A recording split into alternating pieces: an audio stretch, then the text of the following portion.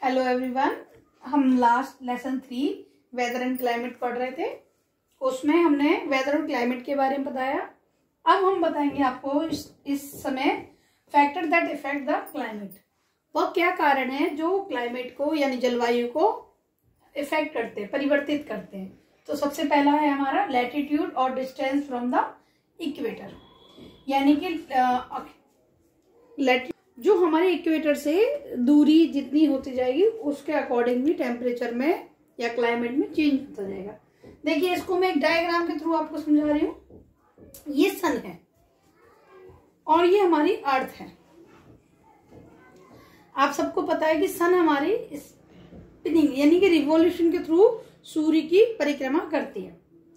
सूर्य अपनी जगह पे रहता है। जिस जगह पे सूर्य की सीधी किरणें जाती हैं, देखिए ये है इक्वेटर 0 डिग्री। यहाँ पर क्या होता है, सूर्य की डायरेक्ट किरणें जाती है। तो यहाँ इस जगह पे ऑलवेज क्या होगा, टेम्परेचर अधिक मिलेगा, आपको तापमान जो है अधिक मिलेगा। जैसे ही हम इक्वेटर से दूर जाएंगे, देखिए सन की किरणें क्या है, इक्वेटर पे सीधी जा रही है, वर्टिकल जा रही है, बिल्कुल स्ट्रेट। जब हमें सीधा कोई प्रकाश मिलेगा तो वह स्थान अधिक गर्म होगा। इसके बाद ये देखिए, ये इधर वाली किरणें जो है वो स्लैंट में जा रही है, यानी कि सूर्य की किरणें यहाँ पर कम पहुंच रही हैं।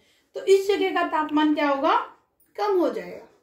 जितनी ऊंचे ऊपर तक चले जाएगा, स्लैंट जाएगी लाइन, किरणें जाएंगी, उतना ही वहां पर कम तापमान मिलेगा, चाहे वो अपर आप मान लो या फिर नीचे। तो सन की रेज जो है वर्टिकल पड़ने के कारण इक्वेटर के पास तापमान जो है अधिक पड़ता है।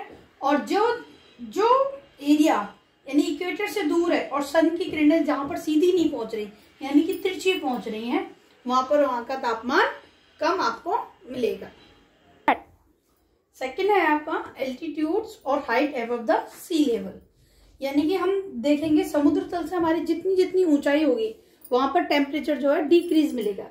आप समुद्र के पास का अंतर, तापमान का अंतर और माउंटेन रीजन में अंतर आप जाओगे तो आपको खुद ही देखने को मिल जाएगा। जैसे कि नैनीताल, मनाली, शिमला, ये इन जगहों पर आपको तापमान जो है कम मिलेगा। क्यों मिलेगा, क्योंकि ये समुद्र से ऊंचाई पर स्थित है, यानी कि समुद्र तट की जो लेवल है उससे ऊंचाई पे, जितना ऊंचाई पे होगा उतना ही कम तापमान यहाँ पर देखने को मिलेगा। नेक्स्ट है हमारा डिस्टेंस फ्रॉम द सी, यानी सूर्य से समुद्र से भी दूरी। किसी स्थान की समुद्र से दूरी होगी, वहां का टेम्परेचर, तापमान भी प्रभावित होगा। यानी समुद्र भी किसी जगह के तापमान को प्रभावित करने का एक प्रमुख फैक्टर है। अगला है डायरेक्शन ऑफ द वाइंड, यानी कि हवाओं की दिशा। जिस दिशा से हवाएं बहेंगी या जिस दिशा की ओर बहेंगी वो मानसून लेके आएंगी, तो ये वहां के तापमान को प्रभावित करेंगी। अगला है ह्यूमिडिटी एंड रेनफॉल। ह्यूमिडिटी मतलब नमी, ये हवा में कितने % नमी है आपकी। हवा में नमी की अधिकता होने के कारण वहां का तापमान सघन होगा, और जितनी अधिक वहां पर रेनफॉल होगी वहां का मौसम भी उसी के अकॉर्डिंग ठंडा या फिर गर्म हो सकता है। तो हमारे जो फैक्टर्स थे जो क्लाइमेट को इफेक्ट करते थे वो है लैटिट्यूड और डिस्टेंस फ्रॉम द इक्वेटर, यानी कि इक्वेटर भूमध्य रेखा से दूरी। दूसरा एल्टीट्यूड्स और height above the sea level, समुद्र तल से ऊंचाई। तीसरा है डिस्टेंस फ्रॉम द सी, यानी कि समुद्र तल से दूरी।